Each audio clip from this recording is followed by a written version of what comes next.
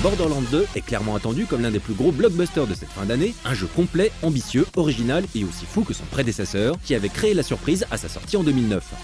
C'est à l'occasion d'une session de jeu parisienne que nous avons rencontré son directeur créatif, qui travaille depuis une quinzaine d'années dans l'industrie du jeu vidéo.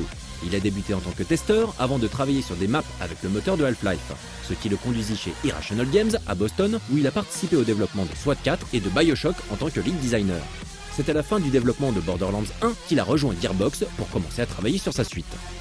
When we were thinking about Borderlands 2, we first looked at the response to the first game. What were reviewers saying, what did they like, what didn't they like, what were fans saying, what did they like, what didn't they like. Through the course of that analysis, we identified a few key areas that were common threads of criticism, and so we wanted to make sure that we hit on those things. Things like improved AI, vehicle handling, storytelling, mission diversity, enemy diversity, things like that.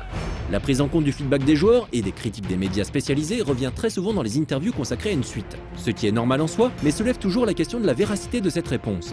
Nous avons donc demandé plus de détails sur l'un des points soulevés, la conduite des véhicules. On the vehicle handling, we improved the physics of how the car works.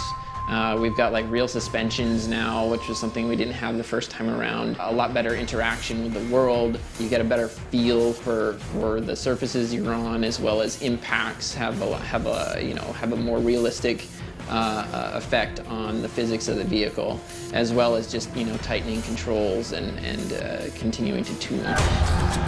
Bon, visiblement, ce n'était pas des paroles en l'air. Les développeurs ont bel et bien tenu compte des critiques formulées sur le premier jeu avant d'aborder le développement de cette suite, et on s'en réjouit.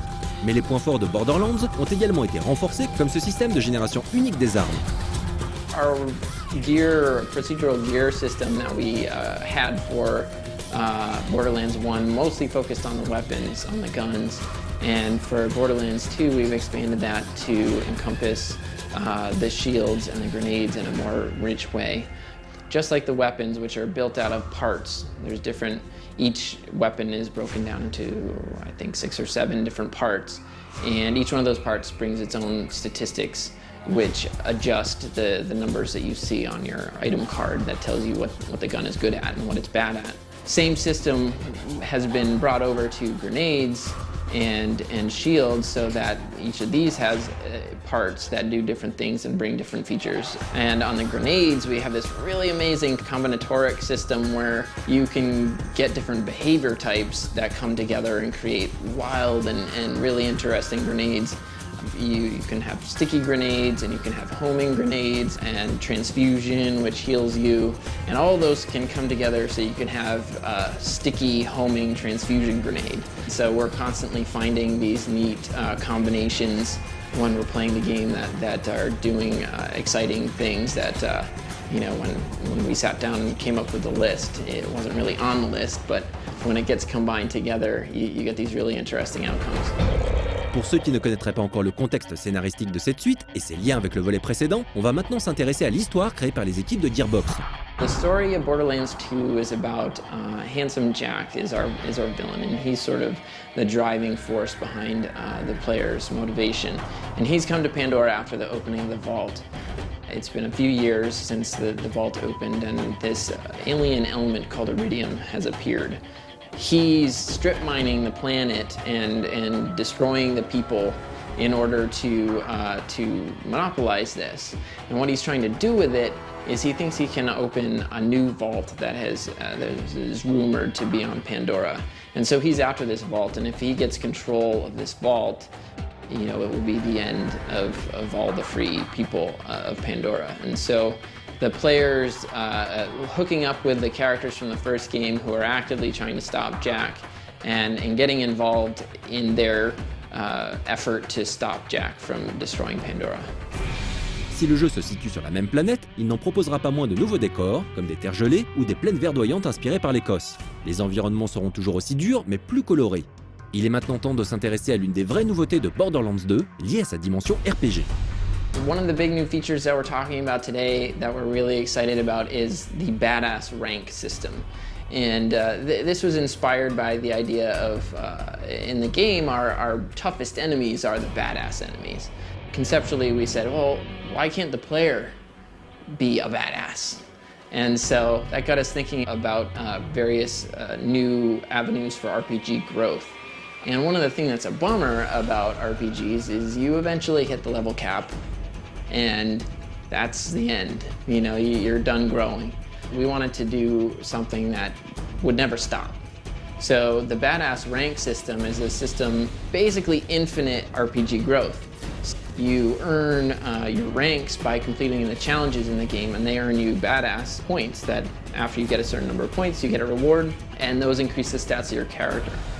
You can constantly replay the challenges. Once you've completed enough of them, you can reset them and do them again, so it just continues to go. And these rewards are also not based on just the single character. They are for all your characters. So any character that you've made that's associated with your profile will get all the benefits of all your hard work on all your other characters. L'une des raisons du succès du premier Borderlands est d'ordre visuel. Mêler univers post-apocalyptique et cel shading fut en effet un coup de génie, mais un coup de génie tardif, Gearbox ayant totalement modifié la direction artistique de son jeu à la dernière minute. The art direction of the game it hasn't really changed. It's just we've had a lot more time to refine our processes and our style. The visual look of Borderlands came online very late in development, and so our artists, you know, were just really getting the hang of this technique. And for Borderlands 2, our artists have had years now to work on this and refine it and feed off of each other's techniques and learn from each other. And so just that whole style that was developed for Borderlands 1 has just really come into its own in Borderlands 2. Ce style cel shading a contribué à alléger l'atmosphère du jeu, tout comme la dimension humoristique de ses dialogues et des situations proposées. The humor in Borderlands 2 is definitely cranked up. It was another thing that came into the first game very late. It was originally an extremely serious game, and you know, as we were developing it and realized the kind of gameplay we had, we started to realize that it was a much more free and light feeling in terms of the game mechanics, and so the script started to reflect that towards the end of the first game.